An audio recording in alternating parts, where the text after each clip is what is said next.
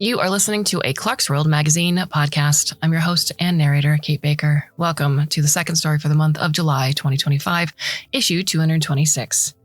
I hope that these stories are keeping you well. I hope that they're serving as a distraction. I hope that you're enjoying where they take you. This is all made possible by your support, so thank you. Whether it's a subscription, whether it's going to patreon.com/Clarkesworld or clarksworldcitizens.com, or just chucking a donation our way via PayPal. It's huge. Every bit counts. Every bit lets us do this each and every month. So thank you.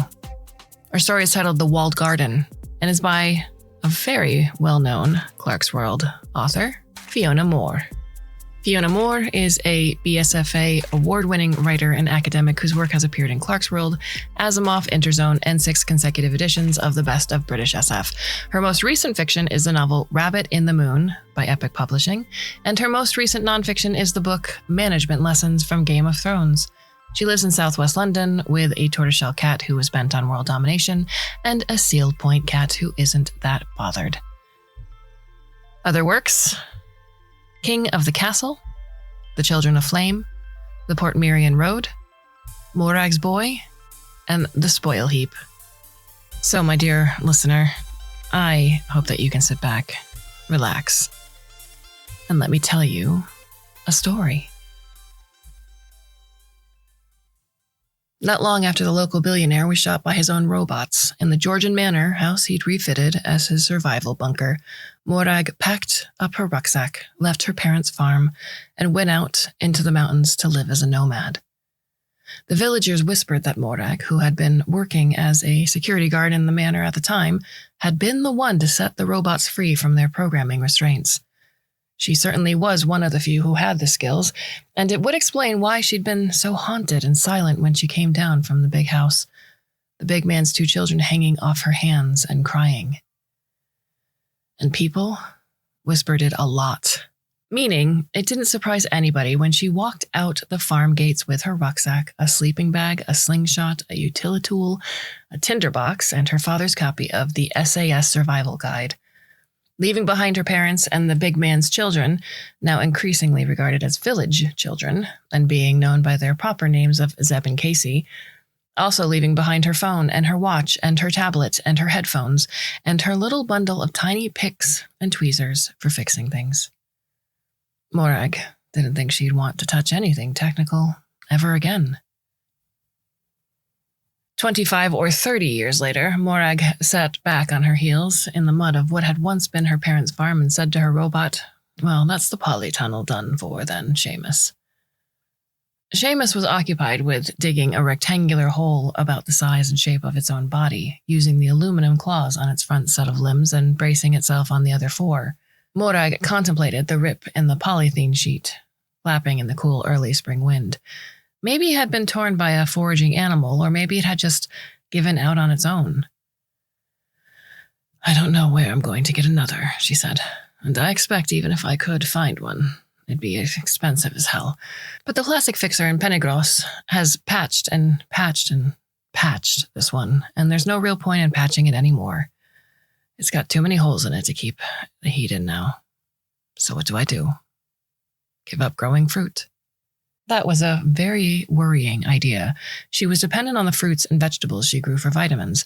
They made the regular diet less boring, and she sold any surplus to town dwellers fresh or as preserves, meaning an income for her and better health for them. "Ask Owen next door if I can use his."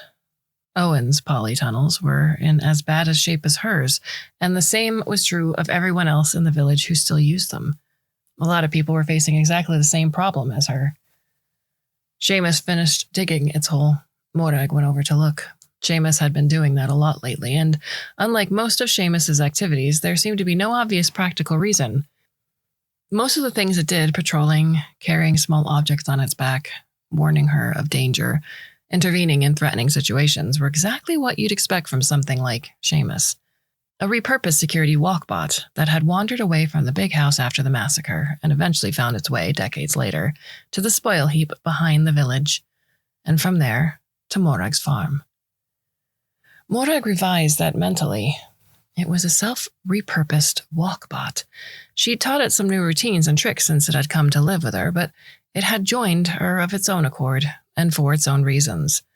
And who knew what it had done for the many years it had presumably spent wandering the hills in between? She supposed she could excuse it a few quirks and eccentricities.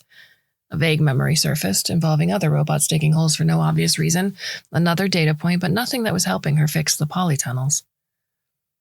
So, she asked again, looking at the polytunnel. What should I do? Morag's parents had been worried about her when she left, of course, but only in the way parents always worry about children. There was nothing terribly unusual about people going off to be nomads. The young got fed up with living on farms or in craft households. The old wanted a little excitement while they still had energy for it. The traumatized wanted a new start. Sometimes the non-traumatized did too. Mostly they would join one of the more organized pre-existing local nomadic tribes like the Children of Flame or the Hawkwinds. But that wasn't Morag's way, and after 3 years working in a squad of security guards with all the toxic hierarchies that sort of job acquires, she was distinctly wary of anything involving groups. That was one of the things she really liked about being a nomad. She could go for days without seeing a singular other human being, and when she did see one, they generally left her alone. Living off the land was easier than she thought, even without her tech, especially without her tech. Having been raised on an organic farm and having spent a lot of time reading books on things like edible mushrooms and how to fish, keeping fed wasn't much of a problem. Keeping dry was harder, but she learned a few tricks, mostly involving pine boughs, that turned out to work well in practice. The tinderbox had an arrangement of mirrors, concentrating heat onto the tinder, so she didn't have to worry about keeping matches or sticks dry. The only large predators in those parts were the wolves, which had probably escaped from the environmental research facility out near Bangor, that no one had heard from in a while, and the wolves usually left people alone, preferring easier meals. And if she sometimes woke up from nightmares about the security robots silently and methodically gunning down the people who had once called themselves their masters, well, she could look out at the green hills and the sheep and the birds, and it all seemed like something out of a novel. She didn't think she'd ever want to go back to the village. What did people do before there was plastic? She asked Naomi, who ran the post office and had a lot of time to read books and so was a useful person to go to with questions like that. Naomi frowned over her tea mug. Outside her small cottage next to the post office, Morag could see the lake, the dark green woods, and beyond that, the mountains, the sheep grazing on them like white flecks of snow. Glass houses, I think, she said, taking another scone. Panels of clear glass in wooden or lead frames. I suppose Nancy, the glazier in Port Merion, might be able to make those. Wouldn't be cheap, though, and it'd take a long time. Back in the day, it was only rich people could afford them, Naomi agreed. There was a while when they were cheaper, but that was down to industrialization. Which we don't have, and couldn't bring back even if we wanted to, Morag said, splitting a scone and covering it with butter. What did people do before that? Die of malnutrition? Naomi shook her head. Walled gardens. I'm assuming you don't mean in the internet sense, Morag smiled slightly. Naomi was a little younger than her and still remembered the internet and its language. Yes and no, Naomi said. People built gardens within walls like the name implies, and yes, it was partly to keep people out. But the design helped maximize heat, kept the garden warmer than it would have been before glass and polytunnels. There must have been one at the big house. Did you see it when you were up there? I might have done. Morag vaguely remembered a set of crumbling, thick brick walls out behind the main manor building. Remembered the aluminum dome over them like a planetarium, the interior painted with a blue sky with impossible fluffy clouds. I think the big man turned it into a swimming pool and sauna. He wasn't interested in learning from history, really, except the bits about feudal lords with armies and control over lots of serfs. She put up her own mental brick walls about that bit, the idea of being part of that army, of being someone who had to go and frighten and hurt and maybe kill the people she'd grown up with to make sure they regarded him as their lord, was what had made her finally decide things couldn't go on as they were. I could go up there and look at it, see if it could be fixed. And if it can't, maybe we could still learn something from looking at how it's built, Naomi said. Abruptly, she looked tired. You okay? Yes, I'm fine. Just the incomers. She didn't need to say much more. After the big house fell, a few people had tried to do what the big man had wanted and tried setting up feudal communities, with more success than the big man. But even then, eventually, they always went too far. There'd been one group of feudalists nearby a couple of years earlier, which had made some fairly significant territorial gains before it collapsed. Their final mistake had been trying to establish a presence in the area around Penigros. The local nomads had banded together with Morag, Naomi, and the other villagers to let him know what they thought of hierarchies. The problem was that when the feudalist group collapsed, it had left a not insignificant number of soldiers and laborers without work and homes, and there were more and more people coming west out of the big cities, looking for someplace healthier to be. The tribes had absorbed a lot of people, but not everyone was cut out for nomadic life. Some of the farmers had been happy to take on boarders in exchange for work, and Zeb and his husband, Di the brewer, had added a few more children to their huge extended family of strays and orphans. But within the village, it was becoming hard to find the room. And people were starting to make the sort of generalizing remarks about newcomers that usually led to trouble later on. All the more reason to build the garden, Morag said. We need to house them, but we need to feed them as well. Then let's do this, Naomi said.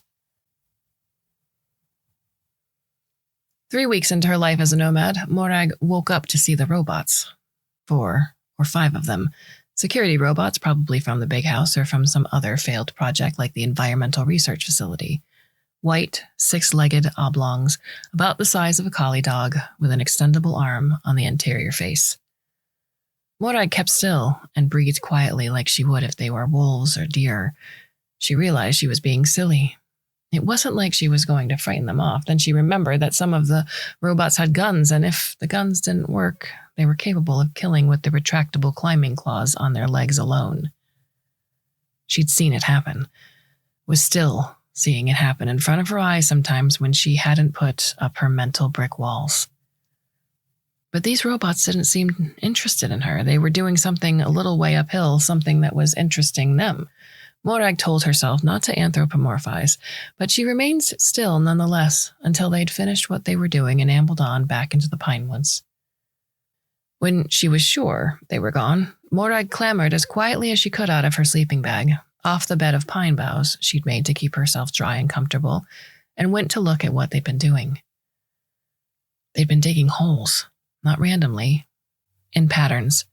Geometrical shapes, stars and triangles, and scraped traceries of dirt that looked oddly like mandalas. Morag wondered why. It didn't seem to have any purpose. A random error? A routine that had once been useful gone wrong? Something else. She remembered Zeb and Casey teaching a security robot how to do a haka, and had a giddy version of robots dancing under the moon, but she didn't really want to think about robots just then. She gathered her things and set out across the mountain. Well, here goes nothing, Morag sighed to Seamus. They were standing in front of the walled garden that used to be a swimming pool. The white aluminum dome of the roof was caved in like a giant had stepped on it. The doors were solid, but the lock had been electronic, and it didn't take Morag more than a few minutes to break it. She walked, silent, around the edges of the building, looking at the pool, now a stained and cracked dip with a thick mat of algae growing over the water in the middle. Masses of rotten timbers that, when pushed aside, exposed a heating mechanism. A sauna, Morag said aloud. Shafts of sunlight through the broken dome, illuminating heaps of rubbish colonizing plants. Young pine trees and spreads of buddleia. But the walls were still standing and the geometry worked. She could see the walled garden underlying the tiles and plastic, like they were just a bad episode in its past already fading away as the building itself endured. Walking back out into the sunlight, she stopped and glanced over at the big house. Parts of it were in ruins, thanks to decades of neglect. The leader of the collapsed feudal community had holed up in the East Wing cellars for a while after being beaten by the locals, until Morag had persuaded him to move on. But she wasn't ready to go in there again herself. She turned her back. Morag had taken the digging, mandala-making robots as an omen, and it turned out to be a bad one. The day turned from overcast to drizzly to rainy, and Morag's foraging didn't turn out much, bar a few edible mushrooms and a couple of old motherboards. Suddenly, a river of asphalt spread out before her, and she realized she was only a short walk from Portmadoc.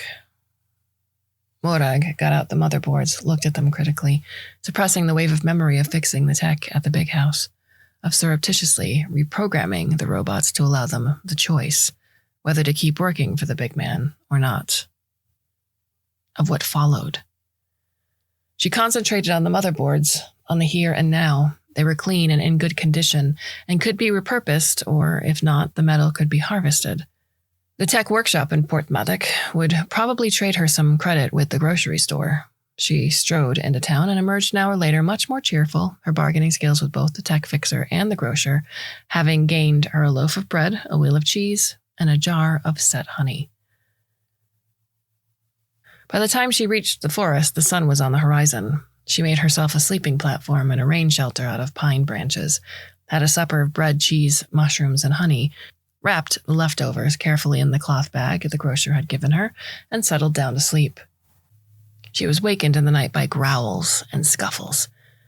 Although she got out of her sleeping bag quickly enough, the wolf was faster, and the last she saw of her hard-won food was a flash of gray tail as the scavenger raced into the pines. "I know I'm not the only one who's running out of polythene sheets," Morag said to the assembled villagers in the Stag's Head. "And those of you who are doing okay for them, great, but when they run out, there won't be any more. And I've got an idea." She passed around the book Naomi had found, with the marks in where the bits were about walled gardens. "I've checked. The one at the big house can be fixed up. It'll take time and effort, but planting's done and we can spare the time. Work shifts. We could pool our resources and then I'll take shares in the garden." "Would we appoint a full-time gardener?" Owen asked. "Well, we could do," Morag said. She thought of that as well. But it might be more practical just for everyone to do their own gardening in it and watch out for each other like we do with the sheep grazing and other common land activities. Appointing a gardener also had its own dangers, leading to ideas about gatekeeping and control, and some people being worth more than others. The walled garden's walls had to be physical, not metaphorical. There were a few general affirmative noises from the villagers. "Unless someone else wants to, I'm happy to do the research and draw up plans." The response to this was definitely affirmative. "When we know what we'll need, we can draw up a work rota, allocate tasks based on skills and time." Naomi looked around the room. "I'll go up to the archive at Port Merion tomorrow," Morag said. "I'll catch a lift on Zeb's wagon when he delivers the beer to the inn and stay with Nancy the glazier. If any place will have materials on how to do this, it's there." "It's about time someone did something about the big house," Ellie, who ran the Stag's Head with her family, said. "It's not right letting it go to ruin. We need to do something with it, make it useful." Morag suppressed a surge of complicated emotion. "Yeah," she said. "Let's get that walled garden going first, though, eh?" Morag walked to the coast the next day to fish, which gave her plenty of contemplation time for figuring out the food storage problem. Clearly, she needed to find a way to keep surplus food, particularly attractive surplus food like bread and cheese, out of the jaws of wolves and other scavengers. She still had the honey, but that was only because they hadn't managed to break the jar. Some kind of bag, she thought, giving up on the fish and packing up her line. A bag and a rope. Something she could haul into the trees. Wolves can't jump or climb. Foxes can, but they're not likely to go to that much trouble. But what could she make the bag out of? She managed to bring down a hare with a slingshot later that afternoon and skinned it with more care than usual. Perhaps she could collect enough animal skins to stitch together into a storage bag. But she had no idea how to preserve skins, and by the next day the hare skin was beginning to make a nauseating smell and attract flies. She left it for the scavengers and went back to thinking her way around the problem. "I'm afraid this is all we've got," Saoirse said apologetically. Morag frowned at the collection assembled on the melamine desk in one of Port Merion's study rooms. A couple of books, one of them a fantasy novel, and 4 back issues of Town and Country magazine. "We did have more, but they were too badly damaged in the floods 10 years ago to save." Saoirse winced. "And I suppose people didn't think writing that sort of thing down was important enough. I'm afraid you've had a wasted journey. It's a good fantasy novel, though, written by a local author. Preservation's so random. Morag smiled to show she wasn't upset. We'll just have to start from first principles. Shame none of the professors who started this place was an architect, eh? Actually, we did have one. Saoirse frowned speculatively. Robert Novak. But he hasn't been around for a good 15 years. He turned nomad. So, Morag said. He would have joined the Unmutuals? Yes. The Unmutuals' territory was mostly in the hills around Port Merion. That was the way things were becoming, Morag reflected. Most little towns had a band of nomads walking a circuit around the area. Villagers who got itchy feet joined the nomads. Nomads who got tired or sick came back to the towns. Both of them loved and hated the land and each other in different ways and from different perspectives. But he wouldn't have cracked a book in all that time, even assuming he's still alive. Doesn't matter. People have great memories. Without writing. Especially without writing. Do you know where the Unmutuals are camped? Morag pulled on her jacket. Come on, let's go find them. Seamus?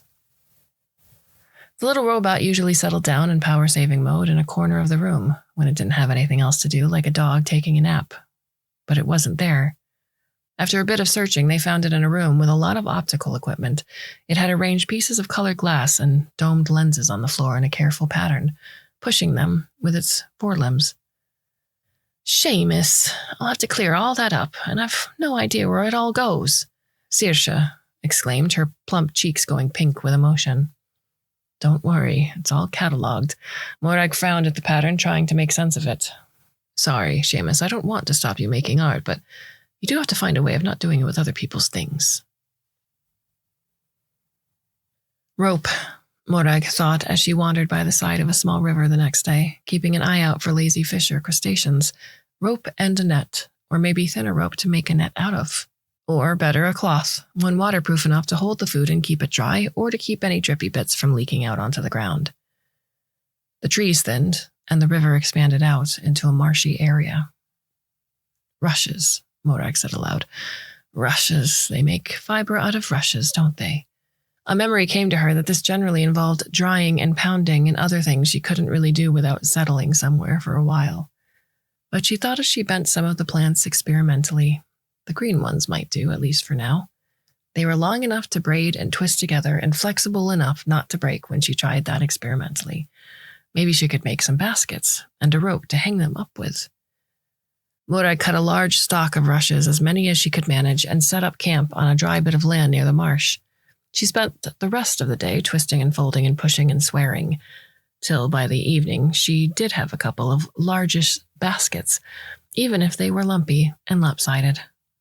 She put her supplies in one, experimentally, and watched as the whole thing fell apart. There had to be a way of folding the ends to keep them together, or maybe something she could use as an adhesive. But whatever those were, she didn't have any, so she spent another night with her storage problem still unsolved. The Unmutuals, or some of them anyway, were camped in the woods above Port Merion. They looked up as Morag, Seamus, and Saoirse approached, wary but not hostile. They knew Morag and Seamus, at least by sight, and Saoirse was wearing one of the brown overall coats that most scholars at Port Merion treated as a kind of uniform. Nomads generally adopted distinctive but collective styles, and the Unmutuals tended to wear loose, gray or brown, poncho-style hooded garments and black and white face paint. Morag felt self-conscious. I'm looking for the one who used to be called Robert Novak, she said. Then, I want to build a walled garden, and I'm told he might know how. A few of the older members went into a huddle, then parted. The one who used to be called Robert Novak is dead, one of them said in a hoarse, deep voice. Morag's heart sank. That was the last possible source of information gone then. She reminded herself that it would be okay, that they would collectively work out how to build a garden, working things out as they came up, but finding someone who had the knowledge and skills would have saved them a lot of work. Thank you, she said. I'm sorry to have troubled you. The old nomad raised their hand. The one who used to be called Robert Novak is dead, they repeated, but not before he passed the knowledge on. They looked back at the rest of the nomads. Who can help Morag and the villager? 3 or 4 young nomads raised their hands with a chorus of, I. The old nomad smiled at them. Since I know you don't have our memory skills, they said, I hope you brought pencils and paper. Toward evening, Morag stamped along the hillside in the growing drizzle, thinking about the storage problem, not finding anything coming to mind after the disasters with the skins and the baskets. Might as well go home, she thought. Can't make it as a nomad.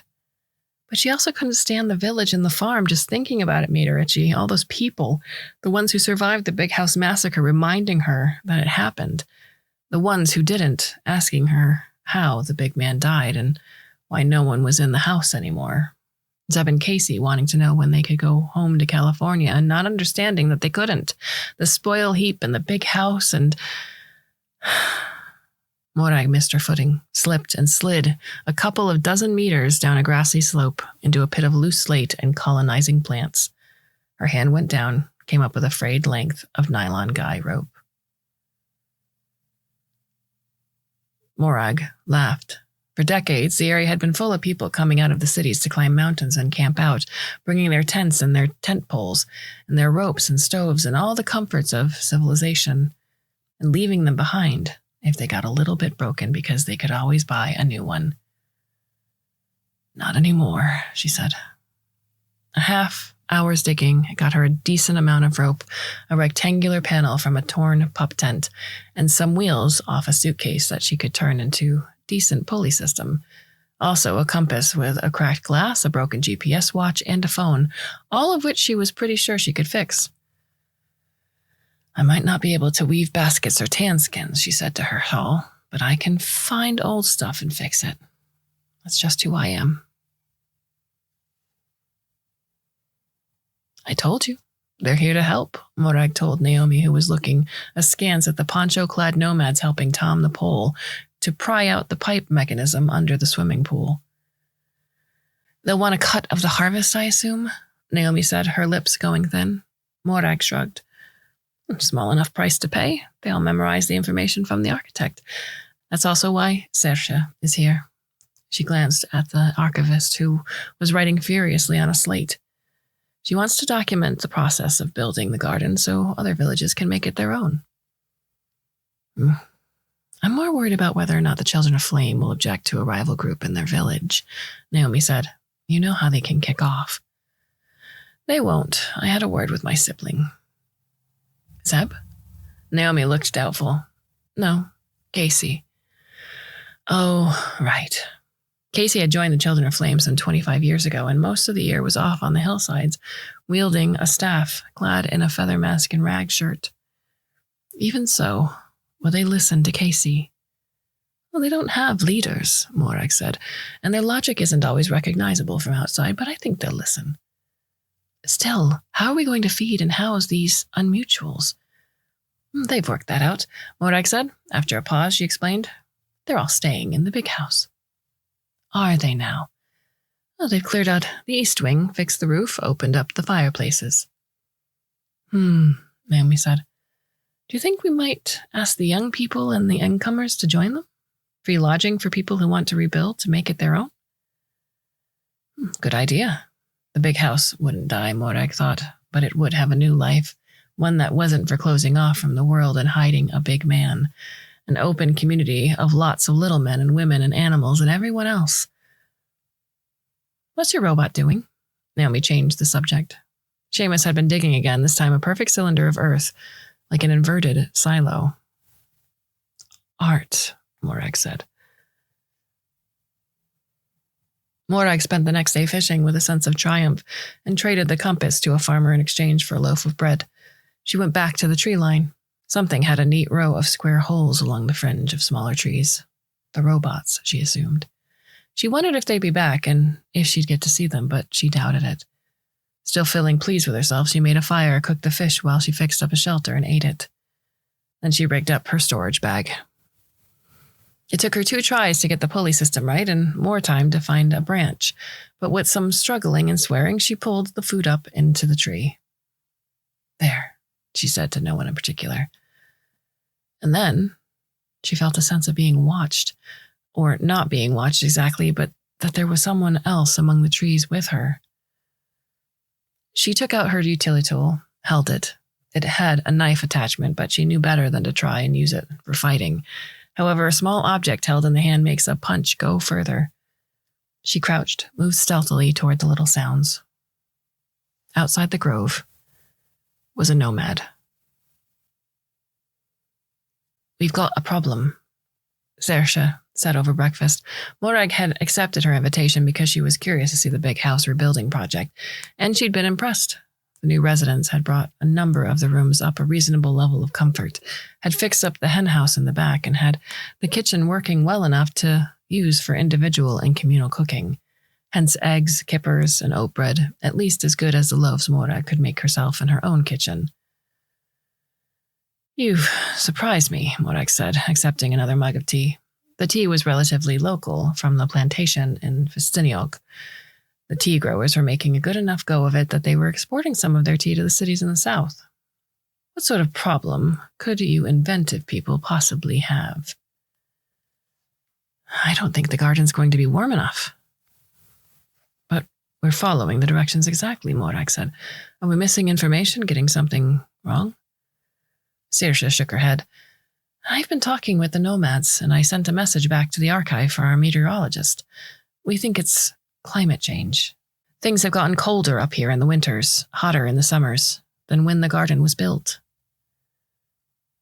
"We could rig up fans, blow the hot air back down into the system," Morag thought. "Except solar panels are hard to fix and harder to make. It has to be something that doesn't involve energy." "Back to the glass house idea, then." "Same problem as before. Too expensive, too much hard work, and too breakable." Morag cleared away her mug and plate. "You carry on at the garden. I'll go back into the tech shed and have a think." But she didn't go straight back there. She turned away, walked through the corridors of the big house. The electric lights and off-white paint were gone, replaced by bright murals and hanging lanterns and open doors. The furniture was the sort of random mashup of styles that the big man would have loathed. She could hear a baby crying, someone tuning a fiddle. An unmutual wandered past, yawning, their hood thrown back, their sparse hair uncombed, and their makeup smeared. "You're gone," she said to whatever part of the big man might be remaining. "The house and yours, but you're gone, as if you never were." The nomad was in tribal regalia, a sort of loose coat, but nothing Morag recognized. Their staff was laid to one side and their hood was back, relaxed, unafraid. Long hair, so maybe they were a hawkwind. The nomad was doing something with their hands. They turned their head, made eye contact. Morag froze. But they just nodded. Morag felt as if she were under an obligation. She went back to her campsite, loosened the food storage bag. It came down with a crash, just missing her head. Clumsily, she opened it, took out some of the bread and fish, put it to one side, rigged up the storage again, chased off an inquisitive crow, and brought it to the nomad. "Here," she said. "I scored. You can have some if you like."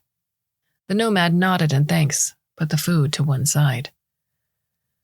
Morag was curious. Why not eat it straight away? But the nomad carried on making whatever it was they were making, so Morag settled down to watch. She realized after a bit that it was a kind of basket, a square one, made out of strips of reed, properly treated, of course, cut and folded into a square, sealing the edges with pine tar. After it was done, the nomad put the food in the basket, closed its lid, sealed it. "That won't keep the wolves out for long," Morag said. The nomad nodded, took the basket, went over to the line of robot holes, and Morag realized that the basket was exactly the size of one of the holes, just a little bit smaller on top. The nomad put the basket in, then deliberately dug the earth back over the basket. Morag laughed. "That's brilliant," she said. They sat together for a while in the sunset. The nomad took out marijuana and a pipe, fixed it up, and offered Morag a pull. She accepted. "Funny, isn't it?" she said. "There's always more than one solution to a problem, like keeping the wolves from scavenging our food. There's mine and yours, and I guess someone else might have come up with something else." She handed the pipe back to the nomad. "Thanks," she said. Morag came back to the farm to find Seamus standing by a shallow hole. At the bottom were some broken pieces of glass with worn silvering on the back. Maybe an old mirror. It was hard to tell. "Been making art again?" she asked Seamus. "It's very pretty. I'm going to have to clear it away, though, before someone steps on it and cuts themselves. Not a problem you have. I do recognize that." Then she stopped, frowned, looked at it. A roundish piece with narrowish pieces radiating around it like petals of a flower. Or like something else. Morag suddenly remembered the curved, faceted mirror glass behind the bulb in her handheld torch, remembered similar curved, faceted holders around intact LED lamps. A lot of houses still had them, though once they were gone, they'd be gone for good. Remembered Victorian bedside candle holders, also with mirrored faceted backs to maximize and concentrate the light. The lanterns in the big house, also with mirrored sides. Remembered the tinderbox she'd used to make fires when she was a nomad, with its mirrors concentrating heat onto the tinder. "The best art," she told Seamus, "inspires. I think your installation here is about to have a major local exhibition." The door to her parents' farmhouse was open. A bit risky, Morag thought. And then she thought, not really. The house was set far back from the gates. The geese would have warned them if any of the less friendly nomads intruded, and the friendly ones weren't a problem. She threw her rucksack down. "I'm back," she announced. Implicit, I'm not joining the tribes and I'm not going off on my own again. At least, not for a long time. Her father looked up from the book he was reading. "Good," he said. Then after a moment, "Zeb found broken solar panel in the back meadow the other day when he was tending the goats. We left it in the shed for you." "I'll see if I can fix it," Morag said. Implicit, that's what I do. "Dinner's at 6. Her father turned back to his book. "Your mother's teaching Casey to cook." Implicit, we love you, and we were worried about you. And we're glad you're not going anywhere for a while. Also, dinner will probably be half raw and half burnt, so be polite." Smiling to herself, Morag went out to the shed. "It's simple, really," Morag explained, pointing to the arrays of mirrors she'd set up at the corners of the garden. "The mirrors concentrate the heat, help reflect it back into the garden. And the mirrors are made of..." Naomi tried to recognize them. Morag grinned. "Aluminum roofing, from the swimming pool roof that caved in. It's already curved, mostly in the right way. I got Danny at the repair shop to beat it into facets, and we polished the paint off." Danny was sort of her nephew, being one of Zeb's orphans. Funny how these things came around. Then it was just a matter of working with the Unmutuals and Saoirse to get the angles right. They don't have to reflect well enough to be pretty. They just have to concentrate the heat, and they're not going to break the glass, and they can be replaced by any bit of shiny enough metal if the aluminum runs out. "New tech made from old tech and added to even older tech," Naomi laughed. "It's great. They've heard about what we did here, and they'd like to do something like it themselves. Would you be able to go over there, do the same sort of thing?" Morag shrugged. "I can do better. I'll give them copies of what Saoirse has written. After all the things we did, all the problems we encountered, all the fixes we figured out. But it and when they improve on them, they're to tell us in exchange." "So the knowledge doesn't get lost?" "Oh, knowledge always gets lost," Morag said. "But it's always getting found again, and there's more than one way of fixing any given problem." Nodding goodbye to Naomi, she took her stick and headed back to the house, wanting to see what art her robot had come up with now.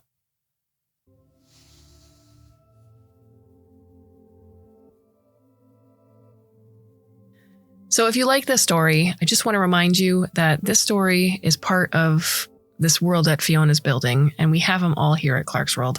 So I highly, highly recommend that if you like what's going on here, you go back and listen or read this rich world that Fiona has created.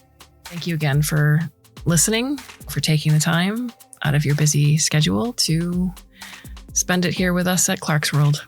We have more stories coming to you for the month of July, and I do hope you'll come back and listen should you so choose. So, my dear listener, I bid you a very fond and hopefully very temporary farewell.